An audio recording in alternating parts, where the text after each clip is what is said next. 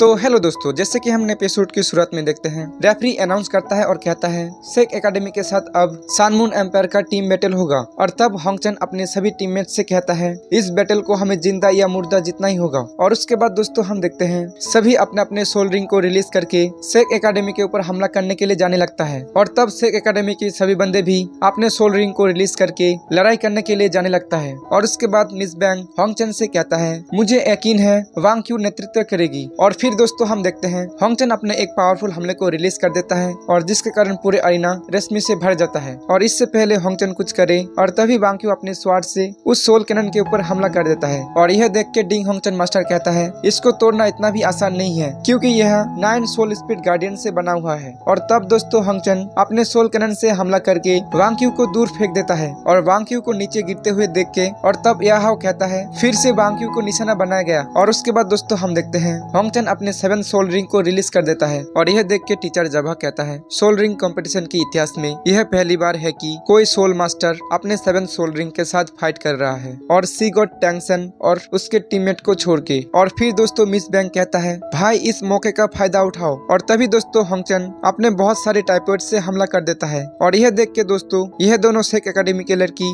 अपने joint attack से उस हमले को रोकने लगता है। और तब दोस्तों बैंगडंग कहता है मुझे लगता है 2-1 बैटल करके पहले वांग क्यू को हराना चाहता है। और उसके बाद दोस्तों हम देखते हैं मिस बैंग अपने एक बहुत ही पावरफुल हमले को रिलीज करके वांग क्यू के ऊपर हमला कर देता है। और तब वांग क्यू उस हमले को डॉज करके दूर जाने लगता है। और वांग क्यू को हमले को डॉज करते हुए देख के मिस बैंग कहता है वांग क्यू भागने के बारे में सोचना भी मत। और तब अपने 3rd सोल रिंग को रिलीज करके अपने तलवार से वांग क्यू की तरफ हमला कर देता है। और जिसके कारण बहुत सारे मिरर वांग क्यू को चारों तरफ से घेर लेता है। और इन सब मिरर से मिस बैंग निकल के वांग क्यू के ऊपर हमला करने लगता है। और उसी समय दोस्तों होंगचन भी वांग क्यू के ऊपर हमला कर देता है। और यह देख के दोस्तों तब वांग क्यू कहता है तुम्हारे इस तुच्छ हमले से मेरा कुछ भी नहीं होगा। और यह कह के अपना एक बहुत ही पावरफुल मुक्के से सभी मिरर को एक बार में ही तोड़ देता है और मिस बैंग के साथ कंबाइंड फाइट करने लगता है। और उसके बाद दोस्तों हमें कैटगाल और डाई हुआबिन की एक कमाल का फाइट दिखाया जाता है और जिसमें कैटगाल और डाई हुआबिन अपने ओपोनेंट को बहुत ही बुरी तरह से हरा देता है। और इस तरफ मिस बैंग अपने 6 सोल रिंग को रिलीज करके एक बहुत ही पावरफुल आइस को समन करता है। और होंगचन भी अपने एक बहुत ही पावरफुल हमले को रिलीज करके दोनों ही एक साथ वांग क्यू के ऊपर हमला कर देता है। और यह देख के सेक एकेडमी का यह बंदा